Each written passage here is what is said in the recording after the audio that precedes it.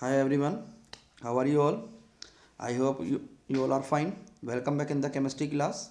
Today we will continue the chapter number 9 of class 11, that is hydrogen. It is the lecture number 3. In the previous two lectures we have already completed the preparations, properties of hydrogen and other compounds also, hydrides. Today we will start that new topic, hard and soft water. It is very easy topic. Video को last तक देखना, आपको अच्छे से clear हो जाएगा सब कुछ. और ये आपने टॉपिक 10th क्लास में भी किया हुआ है, कुछ कुछ उससे मिलता जुलता ही है, थोड़ा बहुत ही डिफरेंट है. Topic is hard and soft water. Hard and soft water produces लेथर with shop easily. जो सॉफ्ट वाटर होता है, कि थोड़ी सी मिस्टेक है इसमें, राइटिंग एरर है, इसको ठीक करना. Soft water produces लेथर with shop easily. जो सॉफ्ट वाटर होता है वो वाटर के जो सॉप होता है उसके साथ इजीली फॉर्म्स प्रोड्यूस करता है. For example distilled water, rain water, demineralize water, ये सब आपके सॉफ्ट वाटर में आते हैं. ये वर्ड पहला जो था सॉफ्ट था, इसको ठीक कर लेना. Hard water does not produces लेथर. जो सॉप के साथ इजीली फॉर्म्स नहीं प्रोड्यूस करता है उसको हम बोलते हैं hard water. But it forms scum और प्रेसिपिटेट विद सॉप. वो क्या करता है, वो सॉप के साथ में स्कम या प्रीपिटी फॉर्म करता है.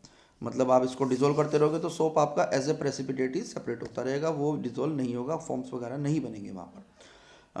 सी वाटर इसके एग्जांपल है, sea water, river water, tap water, etcetera. What is the cause of the hardness? आपने पहले भी पढ़ा होगा. कॉज ऑफ हार्डनेस क्या होता है? The cause of the hardness is due to the presence of the bicarbonates, chloride, sulphates of calcium and magnesium. ये जो हार्डनेस है उसका रीज़न क्या है? बाइकार्बोनेट्स होते हैं, क्लोराइड या फिर सल्फेट्स होते हैं कैल्शियम और मैग्नीशियम के वाटर के अंदर, जिसकी वजह से हार्डनेस हो जाती है और वो डिजोल्व सॉप को नहीं कर पाते. फिर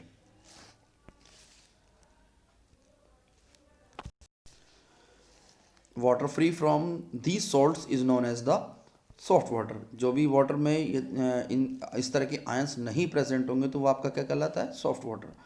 ये स्कम क्यों बनता है, कैसे बनता है, जरा वो समझो. सोप इज द सोडियम और potassium salt of the higher fatty acid. Soap क्या होता है? सोडियम और potassium salt of higher fatty acid होता है, like stearic acid, palmitic acid, oleic acid, ये सब होते हैं. When hard water is treated with the soap solution. यदि हार्ड वाटर को हम सॉप सॉल्यूशन से ट्रीट करते हैं, then calcium and magnesium ions present in it reacts with the anions of the fatty acids present in the soap to form the scum या curdy white PPT. आप reaction के through समझो इसको. C17H35CNN, ये आपका कहलाता है सोडियम स्टीरेट. इसमें कैल्शियम क्लोराइड के हम साथ में जब रिएक्शन कराएंगे जो हार्ड वाटर के अंदर प्रेजेंट है, then the substitution ion will takes place. ये जो सोडियम आयन है ये NaCl Cl के साथ रिएक्शन करके NaCl फॉर्म करता है, and the calcium ion or magnesium ion present in the hard water reacts with the anion, this anion C17H35COO के साथ में. इतने के साथ ट्रीटमेंट में करेगा तो वो ऑटोमेटिकली यहाँ पर एक प्रेसिपिटेट ही बन जाता है, which is called as the scum. Similarly if any magnesium salt is present, MgSO4 suppose, then Na2SO4 is formed and the magnesium ion react with the anion C17H35COO whole twice Mg बनता है, which is also formed as a precipitate known as the scum. Types of hardness of water. दो तरह की hardness होती है basically, temporary hardness and permanent hardness. It is due to the presence of the soluble bicarbonates of the calcium and magnesium. जो temporary hardness होती है वो किस वजह से होती है? सोल्युबल कार्बोनेट्स ऑफ कैल्शियम और मैग्नीशियम की वजह से होती है. जबकि जो परमानेंट हार्डनेस होती है, it is due to the presence of chloride and sulphates of the calcium and magnesium. Calcium और मैग्नीशियम के क्लोराइड या सल्फेट की वजह से होती है. Number 2, it can be removed by the boiling, therefore it is called as a temporary hardness. Temporary hardness को temporary की बोलते हैं because it can be removed by boiling. Simple boiling कर दो वो रिमूव हो जाती है. Number 2, it is not removed by the boiling. ये बॉइलिंग करने से रिमूव नहीं होगी, इसलिए इसको परमानेंट बोलते हैं. Methods of removal of the hardness of the water. Some methods are there. Number 1, removal of the temporary hardness. पहले टेम्परेरी हार्डनेस को हम डिस्कस करेंगे, उसके बाद परमानेंट हार्डनेस. जैसे मैंने अभी आपको डिस्कस किया है कि it can be removed by boiling, therefore the first method is the boiling. When hard water is boiled, bicarbonates of the calcium and magnesium decomposes to form insoluble calcium and magnesium carbonate respectively. आप जिस time heat करते हो तो temporary hardness में अभी आपको मैंने बताया था कैल्शियम और मैग्नीशियम के बाइकार्बोनेट्स होते हैं. हीटिंग करने पर क्या होगा, वो डिकम्पोज हो जाते हैं और कैल्शियम के और मैग्नीशियम के कार्बोनेट्स बनते हैं as a precipitate. These insoluble carbonates can be removed by filtration easily, इनको आप इजीली रिमूव कर सकते हो। CO2 बनती है, साथ में H2O बनता है। Therefore these soluble precipitates can be removed easily, और आपकी हार्डनेस वाटर की सेपरेट हो जाती है। Next is the by Clark's process, एक क्लार्क्स मेथड भी है। In this method temporary hardness is removed by adding slaked lime. Slaked lime के थ्रू हम उसको करते हैं, कैल्शियम हाइड्रोक्साइड उसके अंदर ऐड करते हैं। स्लेट लाइम कैल्शियम हाइड्रोक्साइड होता है, तो जो कैल्शियम और मैग्नीशियम के बाइकार्बोनेट्स हैं उसके साथ रिएक्शन करते हैं और इनसोल्युबल प्रेसिपिटेट्स की फॉर्म में बन जाते हैं, आइदर कैल्शियम कार्बोनेट और मैग्नीशियम कार्बोनेट और बोथ। वो इजीली रिमूव हो जाते हैं, क्योंकि नीचे बैठेंगे, फिल्टर करो आप, सेपरेट हो जाते हैं, तो वो आपका रिमूव हो जाता है और टेम्परेरी हार्डनेस के थ्रू जो हार्डनेस थी वाटर की वो रिमूव हो जाती है। In this method calcium calculated amount of the slaked lime is added. Slaked lime जो आपने यूज़ करना है वो कैलकुलेटेड अमाउंट में डालना है हार्ड वाटर के अंदर, एक्सेस में नहीं डालना। Excess of calcium hydroxide should not be added to added, otherwise water again becomes hard. यदि आपने थोड़ा सा ज़्यादा डाल दिया ना तो वाटर आपका अगेन हार्ड हो जाता है due to the absorption of the CO2 from atmosphere by reacting with unused calcium hydroxide. जो आपका कैल्शियम हाइड्रोक्साइड था, सेलेक्ट लाइम था, बचेगा यदि आपने एक्सेस में यूज़ किया है, तो वो एटमॉस्फेरिक CO2 को रिएक्शन करके फिर दोबारा से बाइकार्बोनेट बना देता है। इसलिए आपको लाइम का या सेलेक्ट लाइम का बहुत लिमिटेड अमाउंट यूज़ करना है, ज़्यादा अमाउंट नहीं यूज़ करना है। ज़्यादा यूज़ करोगे तो फिर वो आपका दोबारा से हार्ड हो जाता है। Next is the removal of the permanent hardness. इसके भी कुछ मेथड्स हैं, जैसे नंबर 1 है by adding washing soda. Washing soda आप as you all know it is the sodium carbonate .10H2O। वो क्रिस्टलाइन फॉर्म होती है, बस हम इसको Na2CO3 से ट्रीट करेंगे। इन this method hard water is treated with the calculated amount of the washing soda. Then chlorides and sulfates of the calcium and magnesium present in the hard water get precipitated as insoluble calcium and magnesium carbonates।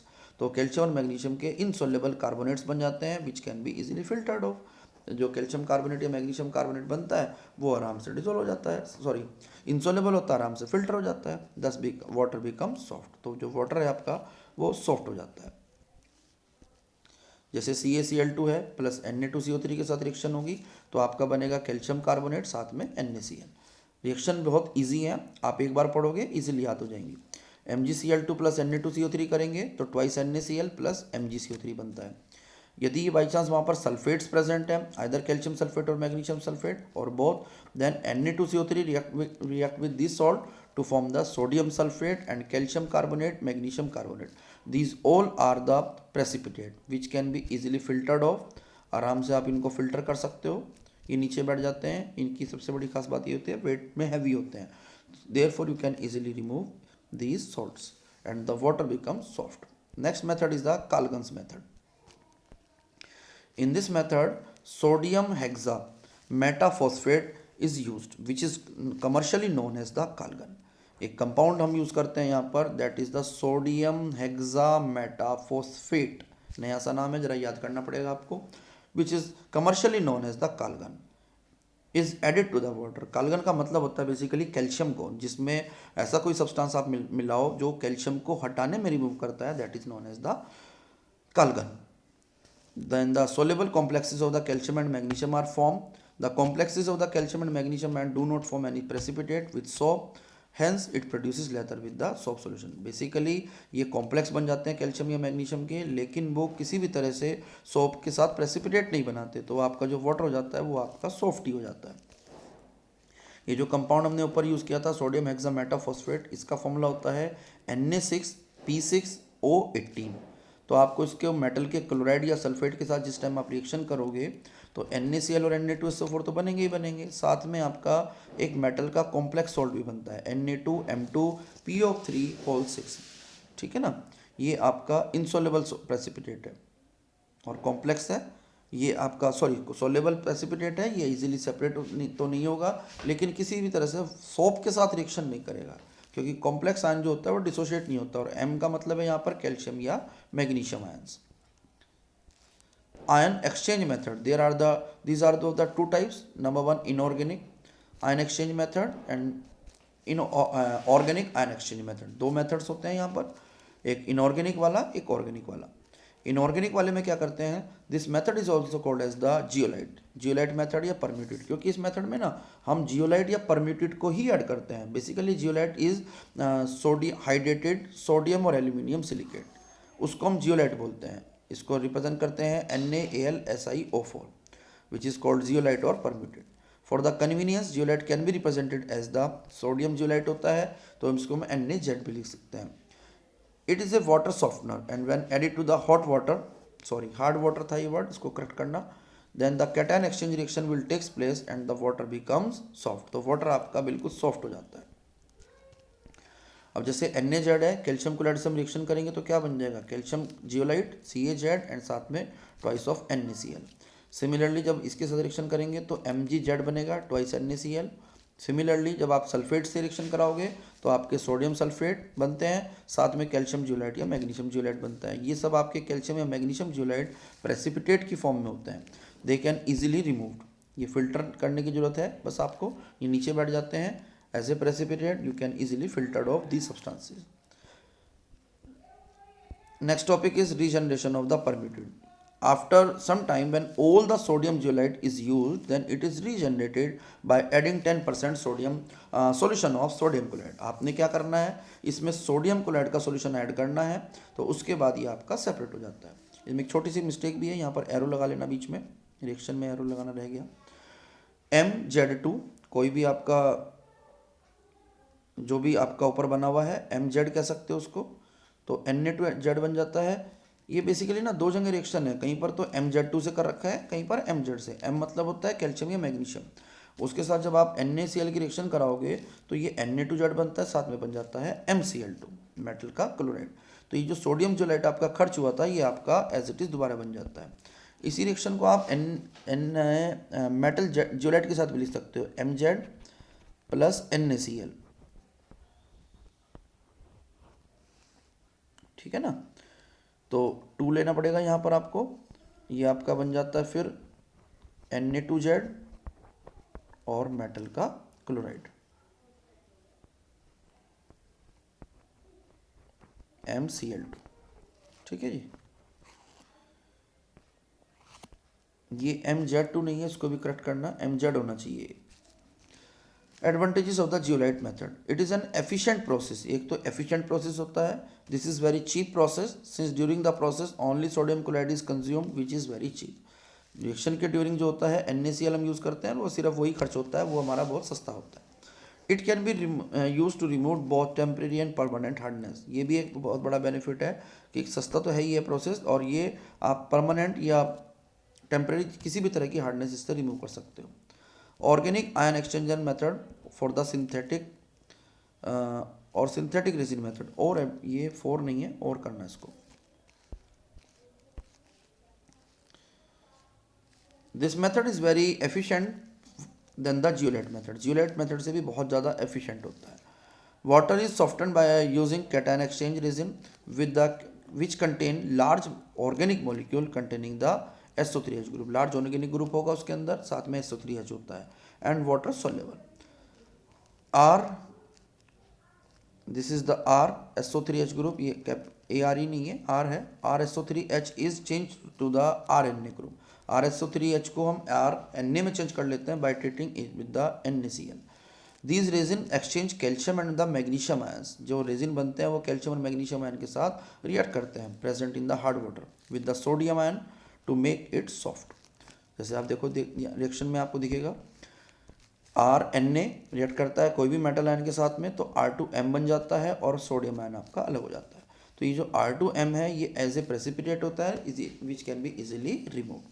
This resin can be regenerated bye the treating regenerated, sorry ये word गलत है यहाँ पर, इसको भी ठीक करना।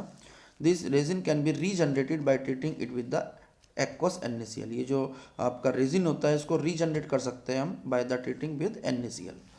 Pure demineralized water is free from all soluble mineral salt, जो प्योर डीमिनरलाइज्ड वाटर होता है वो free from all soluble salt होता है, and it is obtained firstly by passing water through a cation exchanger and then through the anion exchanger.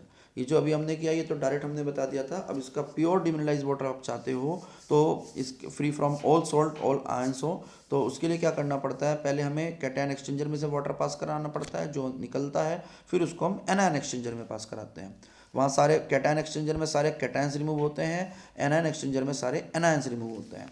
Cation exchanger reason में देखो क्या होता है, वहाँ पर हमारा कोई भी आर एच रखा होता है, RSO3H को हमने RH में चेंज करा हुआ है, और उसकी जब मेटल आयन के साथ रिएक्शन होती है तो R2M बनता है, साथ में बनते हैं H ions.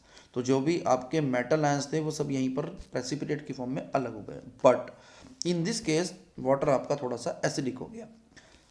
In this cation exchanger process, hydrogen ions exchange with all cations present in the water। जो cation exchanger process होता है उसमें H ion सारे के सारे cations को रिमूव कर दे एक्सचेंज करता है, जो हाइड्रोजन आयन है सारे के सारे cations को। This process makes the water acidic due to the release of the H positive ions. H ions की वजह से लेकिन अभी आपका वाटर जो है एसिडिक हो चुका है। अब एनायन एक्सचेंजर रीजन में क्या करना है, उसमें RnH2 रखा होता है, वाटर से वो रिएक्शन करके बन जाता है RnH3 पॉजिटिव OH नेगेटिव, यानी कि एक तरह का सॉल्ट बन जाता है। अब कोई भी आपका वहाँ पर एनायन यदि वहाँ पे प्रेजेंट है तो ये उसके साथ रिएक्ट करता है, simple substitution reaction will takes place और आपका बनता है RnH3X and OH negative. In this